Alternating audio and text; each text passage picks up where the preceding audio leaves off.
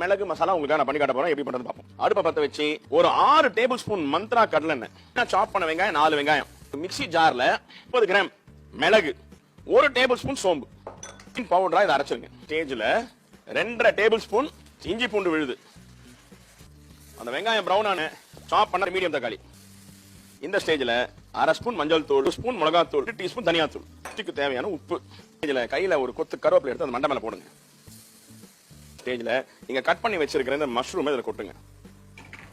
ஸ்லோவா அந்த மஷ்ரூம்ல இருந்து வர தண்ணி இந்த மசாலால இருந்து இறங்கி இந்த மஷ்ரூம் அந்த தண்ணியிலேயே குக் ஆகும். குக் ஆயிடுங்க. 5 நிமிஷம் தான். இந்த மஷ்ரூம் நல்லா வாஷ் பண்ணிட்டு கிளீனா வச்சீங்கன்னா 5 நிமிஷத்துல அது பியூட்டிஃபுல்லா குக் ஆயிடும். மஷ்ரூம் நல்லா குக் ஆயிடுச்சு. இந்த ஸ்டேஜ்ல நம்ம அரைச்சு வச்சிருக்கிற 2 மலை மாதிரி ஹீப்டு டீஸ்பூன் இந்த பவுடரை போடுங்க. அவ்வளவுதாங்க. காளான் மிளகு மசாலா உங்களுக்காக இதே சமையல செஞ்சு கொடுங்க. சந்தோஷமா இருங்க.